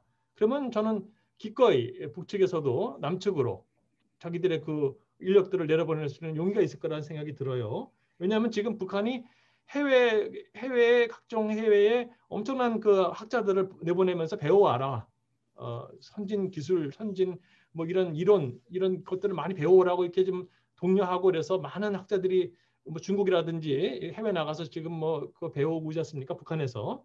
마찬가지로 그런 그 기술 지금 그 단둥이라든지 혼춘이라든지 이런 데 나가서 하는 그런 몸으로 때우는 진짜 저임 노동력을 가지고 하는 그런 방식의 특구는 별로 관심이 없을 것 같다는 게 제 생각입니다. 그래서 우리 경기도든 강원도든 우리 측에서 만들어지는 평화특구는 기존의 그런 봉제, 방직, 저임 노동력의 단순 임가공이라든지 이런 형태의 산업단지를 가지고는 아마 북측의 관심을 끌기도 어렵고 난 무엇보다도 강원도민들도 원하지 않을 것 같아요. 그런 산업이라면은 그런 기존에 그런 해왔던 방식의 그런 산업단지라고 하면은 별로 성공할 가능성이 없고 그는 우리 강원도의 지역 경제 발전을 위해서도 큰 도움이 될 것 같지가 않다. 그러니까 아까 말씀 나온 그런 보건 의료라든지 또는 첨단 기술이라든지 ICT라든지 좀 더 부가가치가 높은 관광이라든지 뭔가 하여튼간에 좀 부가가치가 있는 그러한 이제 특구를 만들어야 이것이 무엇보다도 강원도민들한테도 설득력이 있을 거고 북한의 김정은한테도 관심이 있을 거고 결국은 지속 가능하지 않겠나 하는 그런 측면에서 평화경제특구에 대한 그런 방향성은 이번에 그 국회에 제출될 법안에서도 나와 있지만은 그런 조금 더 우리 한국 경제의 전체적인 성장 동력과 연관될 수 있는 그러한 좀 기능을 중심으로 가야 되지 않겠나 하는 그런 것이 중요한 포인트가 될 수 있겠다 하는 생각이 듭니다. 사실 그런데 지금 방금 전에 유욱 변호사님도 지적했다시피 그게 쉬운 일은 아니죠. 그죠? 강원도 지역의 그런 첨단 기술이라든지 고부가 관광 그런 단지를 만들기 위한 그 여건을 만든다는 게 지금 법안 제출된 것만 가지고는 저도 동감입니다. 상당히 부족하다. 거의 규제 프리존과 맞먹을 수 있을 정도의 아주 그 정말 자유로운 기업 환경을 만들어줘도 될까 말까인데 현재의 그 인센티브는 조금 약하지 않나 하는 것이 저도 좀 그런 공감대가 있어서 뭐 그런 측면에서 조금 더 논의가 돼야 될 제도적인 장치는 조금 더 논의가 진전돼야 되겠다. 왜냐면은 우리가 심지어는 북한 근로자들까지 데려와서 일을 시키는 그러한 그런 특구라고 한다면은 우리 기존 방식의 이런 규제라든지 이런 걸 가지고는 아마 굉장히 어려울 거예요. 그래서 상당히 특단의 그런 접근이 필요하겠다 생각이 들고 저희 국토연구원에서는 주로 이제 인프라 개발과도 이제 그 연관이 많이 되기 때문에 만약에 이제 그 평양경제특구의 입지를 이제 검토하는 과정에서는 저는 당연히 남북 연결 철도도로망과 연관된 상당히 우리 수도권과 또 북측을 좀 빠른 시간 내에 연결할 수 있는 최단거리 연결할 수 있는 그러한 교통 인프라의 선상이 있어야 된다. 특구가 그런 측면도 고려할 필요가 있겠다. 우리 강원도 지역에서는 현재 경원선 철원을 이제 통과하는 경원선하고 저 동쪽에 이제 속초를 통과하는 이제 동해선이 있는데 이런 그 한반도 기간 철도망 구축과도 좀 연관을 시켜서 특구의 입지를 좀 고려할 필요가 있겠다 하는 그런 생각이 듭니다. 하여튼간에 지금 이 평화경제특구는 단순히 우리 그 접경 지역에다가 산업단지를 만드는 것뿐만이 아니라 남북경제협력의 시즌 2를 이제 선도해가는 그러한 중요한 의미를 가지는 그러한 과제로서 좀 논의가 돼야 되고 접근할 필요가 있겠다 생각이 들고요. 과거에는 사실은 과거 통일특구 논의에서는 주로 제조업 이제 그 임가공 북한의 자유노동력을 활용한 임가공 공단을 만드는 거에 초점 맞췄는데 지금 이제 국회에 제출된 법안들도 그렇고 이번에 평화경제특구는 조금 더 유연한 그런 여러 가지 기능들을 유치할 수 있는 여지를 열어놨다는 것은 상당히 그나마 좀 다행이다라는 생각이 들고 그래서 우리 강원도가 가지고 있는 잠재력을 어떻게 그런 그 새로운 그런 그 경협 환경과 접목시켜서 조금 더 발전적인 그런 특구를 만들 수 있도록 그렇게 논의가 되야겠다는 생각이 들었습니다. 네, 감사합니다. 네, 수고하셨습니다. 이성준 선임연구위원께서는 특구의 성공을 위한 어떤 방향성을 이렇게 제시를 해주셨습니다. 지금 옆에 지금 토론은 다 끝났지만 지금 강원도 변종관 평화본부장께서 나와 계시는데 같이 좀 한번 그 토론 중에 그 강원도와 또 저희 변부장께서 모두 말씀하신 부분에 대해서 많은 얘기가 나오는데 한 말씀 좀 부탁 좀 드리겠습니다.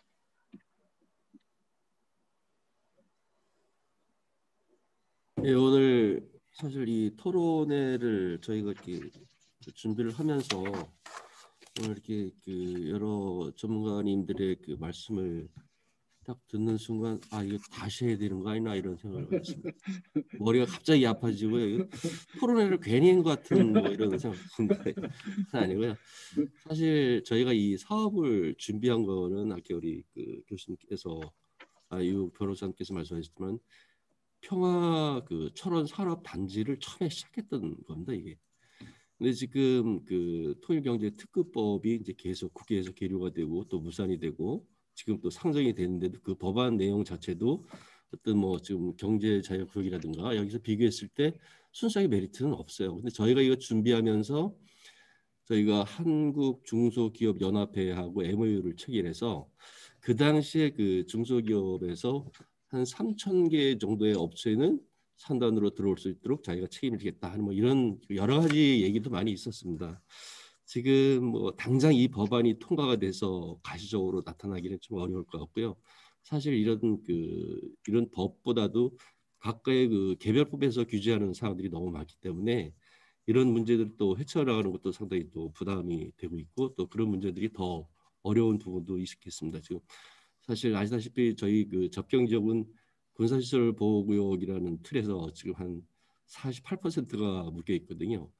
또 지금 우리가 준비 중인 그 철원 같은 경우에는 전체 지역이 98%가 지금 군사시설 보호구역으로 묶여 있는 상황입니다. 이런 이제 난제들을 이제 풀어가기 위해서 저희도 이제 많은 고민을 좀 하고 있고요. 법에 지금 그 상정된 법안들이 우리가 강원도에서 원하고 또 경기 인천들이 그 의견들이 적극 반영이 돼서 우리가 원하는 방향으로 갈 수 있도록 저희가 열심히 노력하겠습니다. 고맙습니다. 네, 감사합니다. 그 지금 네 분 토론을 마쳤는데요. 그 주제 발표를 하신 이물출 교수님께서 전반적인 그 종합적인 코멘트를 좀 부탁드리겠습니다.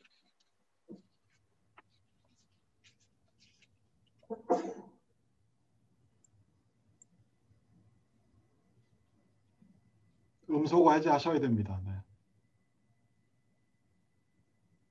예, 죄송합니다.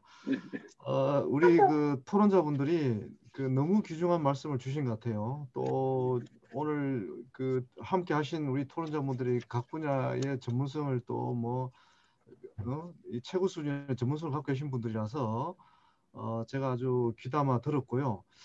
사실 이제 우리 유욱 변호사님 말씀은 제가 몇 년 전에 했던 얘기하고 비슷합니다, 사실. 이 평양경제 특구, 그때는 통일경제 특구죠. 통일경제 특구 토론회 때 제가 국회라든지 뭐 다른 비슷한 장소에 나가서 이 기업이 결국은 그 매력을 갖는 그런 산업단지를 조성해야 된다고 얘기를 했고 기업을 유치하기 위해서는 이런 조건들이 갖춰져야 한다. 뭐 이런 얘기를 제가 똑같이 했던 기억을 지금 기억을 갖고 있는데요.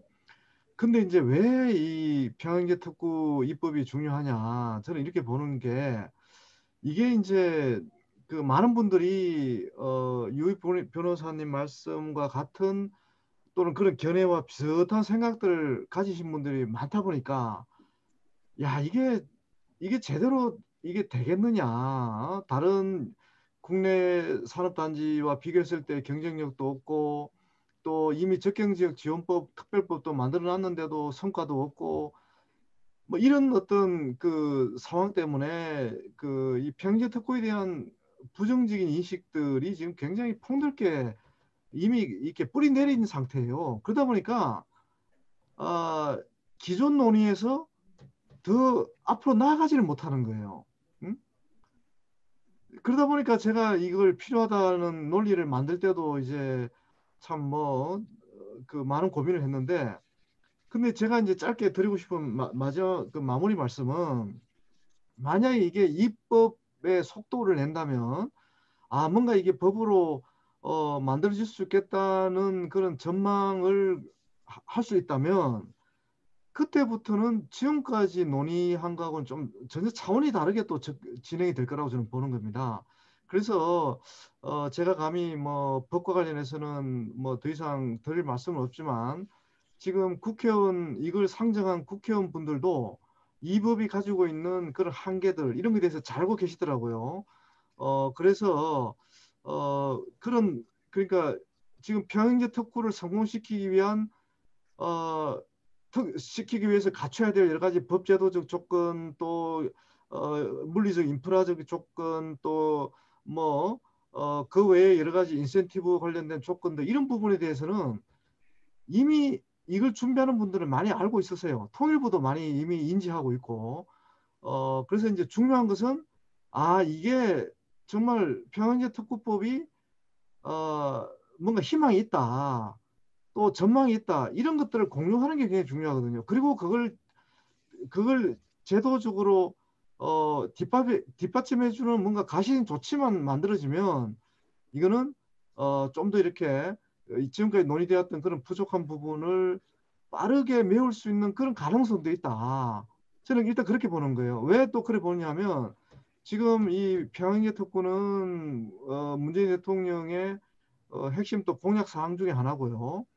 또 적경 지역에 있는 많은 지자체, 그 적지 않은 지자체죠. 이 지자체의 어떤 염원이기도 하고 또 사실 기업분들이 당장은 관심을 안 갖지만은 만약에 이게 정말로 실제로 법으로 만들어질 수 있고 또 정부 차원에서 뭔가 지원이 시작이 될 수 있다는 그런 징후가 나타난다면 참여하겠다는 기업도 제가 아는 기업만 해도 적지 않거든요.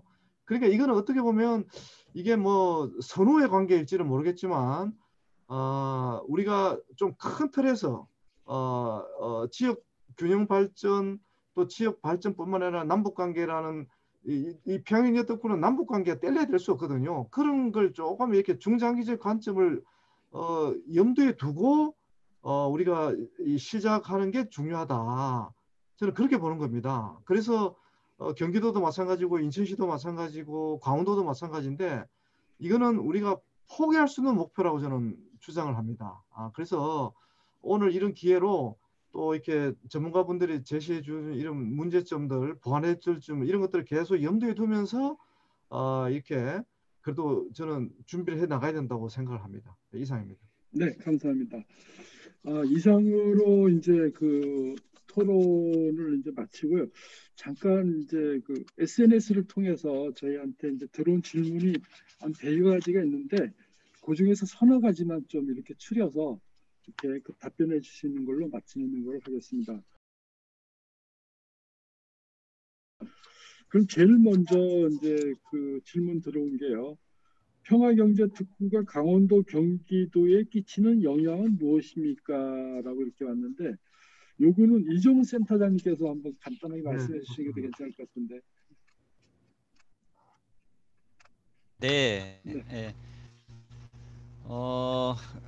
이 평화경제특구가 네. 우리 이제 유 변호사님 말씀하셨듯이 우리 파트너인 북한과의 코어가 전제로 되지 않으면 상당히 제한적인 현실에 있는 건 사실이고요. 그런데 이 논의는 이런 겁니다. 이제 이러한 논의를 통해서 북한과의 대화의 아젠다를 만드는 측면이 있는 겁니다. 이거는 그래서 자 우리도 이렇게 만들 테니까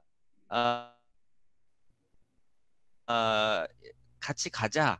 당신들은 뭘 하고 싶냐 이제 이런 식의 이제 상호 논의가 필요한 거고요. 쓸 때 경기도와 강원도가 그 중앙 정부의 아젠다 말고 또 예를 들어서 각자의 평화경제 특구에 관한 목소리가 좀 잘 들리시나요? 중간에 좀 끊기는 예, 좀 끊겼다 이어졌다 그러고 있습니다. 이어진 그림이네요. 네, 네. 네, 중간에 좀 끊겼죠. 네네. 다시 말씀을 드리겠습니다. 인터넷 연결이. 그래서 경기도와 강원도가 지자체 차원에서 이러한 아젠다를 가지고 북한이 상대 지역들에 대해서 제안도 하고 그 공동의 미래 이게 군사 지역이자 대립 전쟁 뭐 지뢰 이런 부정적인 이미지로 계속해서 우리 분단 휴전 협정 이후에 전쟁 이후에 지금 70여 년을 이렇게 끌고 왔는데 이제는 이런 것들을 뒤로 하고 우리 같이 협력하고 공존하고 윈윈하는 이 경계 지대를 만들자. 실제로 세계의 여러 국경은 이렇게 공존하고 협력을 통해서 발전과 혁신의 중심 지역으로 된 곳들이 상당히 많이 있습니다.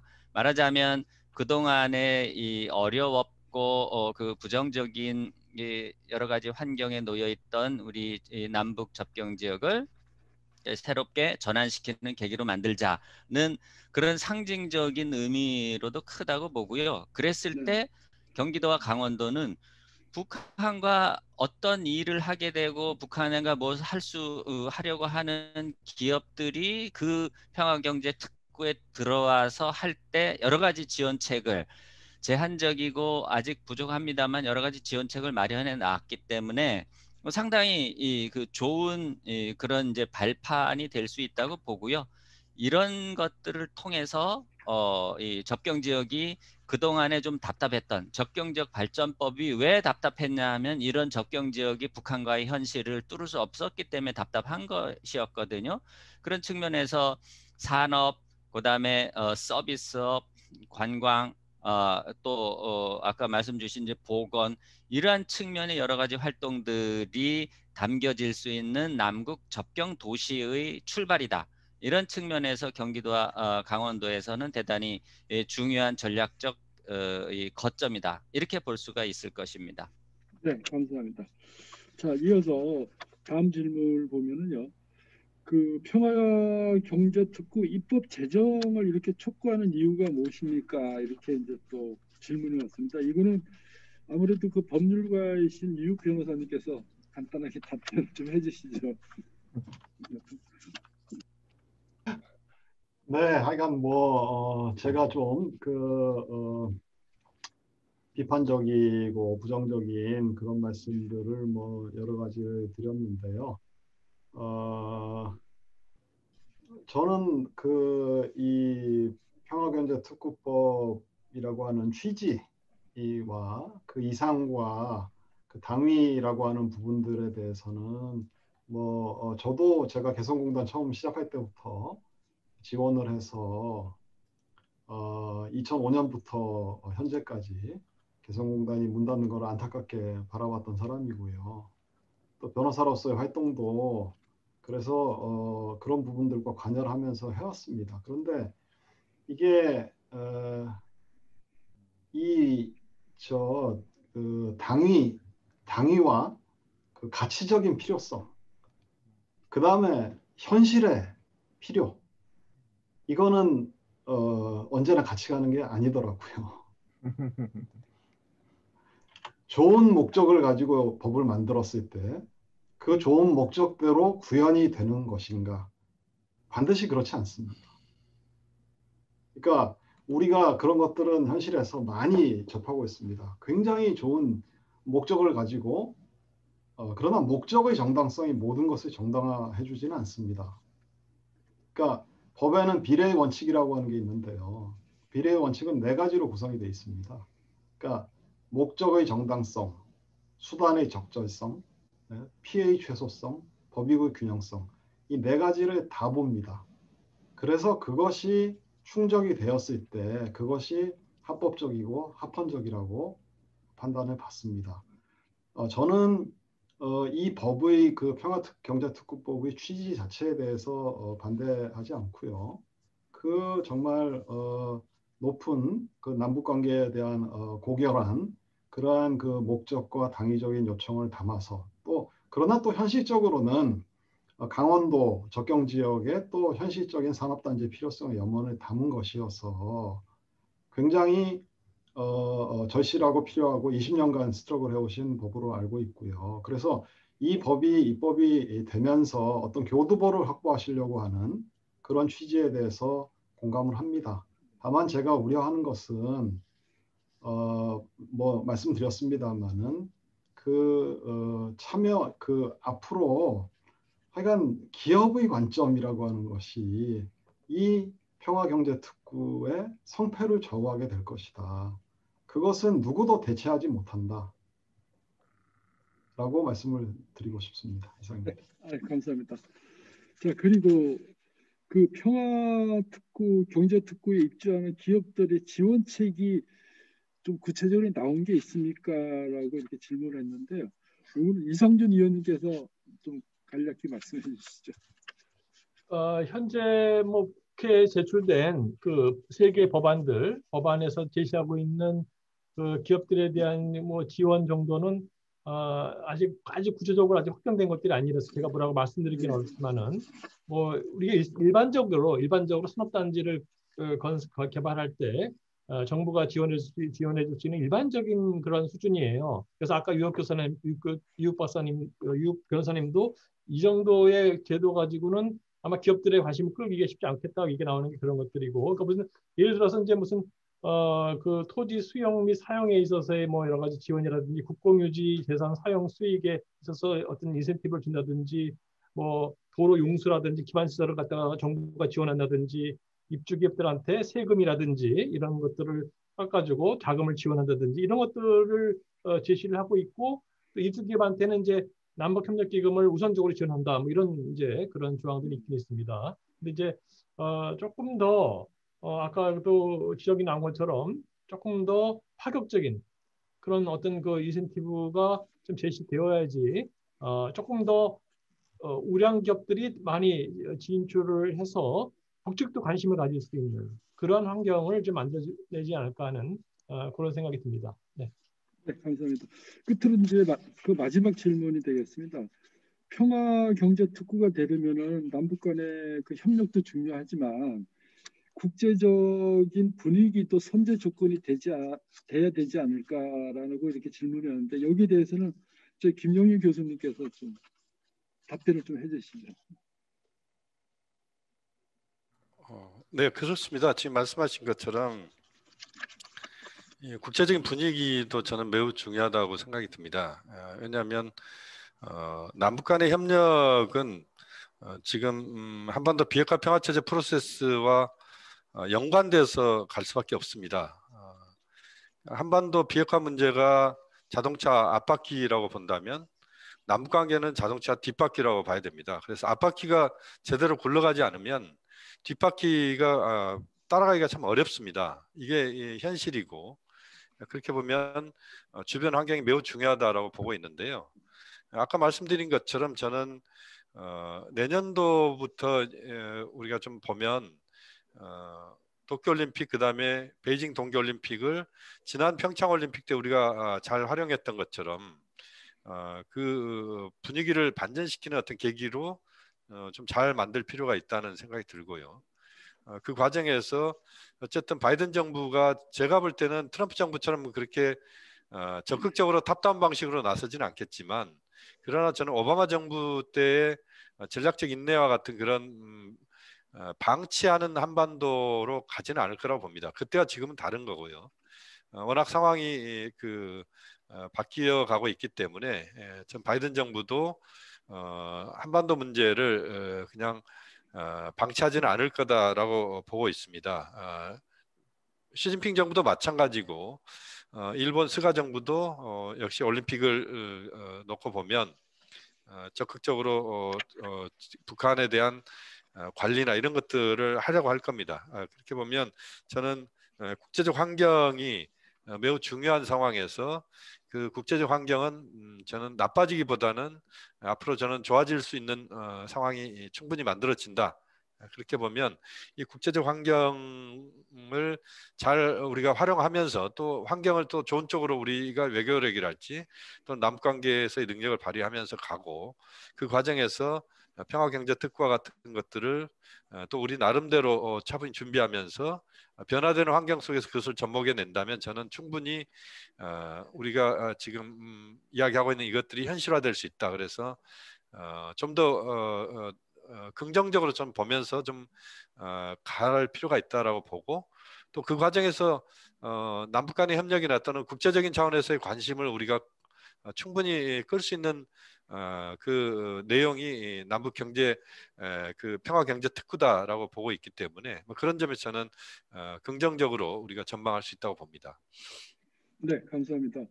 오늘 토론은 아마 어떤 다른 토론보다 굉장히 그 열띤 토론인 것 같습니다. 특히 이 법을 추진하고 있는 강원도 변중권 본부장이 여러 선생님들 말씀을 듣고 계획을 대폭 수정하거나 보완해야 된다고 그렇게 말씀하시는 거 보면 토론에 굉장히 깊이도 있었고 내용이 충실했던 것 같습니다. 그 평화경제 특구 지정이 21대 국회에서 통과되기를 기대해 보고요. 이것이 이제 지속 가능한 평화의 토대가 되기를 다 같이 기대해 보겠습니다. 오늘 추운 날씨에도 불구하고 장시간 토론에 임해주신 여러 선생님, 전문가분들 감사드리겠습니다. 고맙습니다. 네, 수고하셨습니다. 감사합니다. 네, 감사합니다. 네. 수고하셨습니다. 고맙습니다. 예.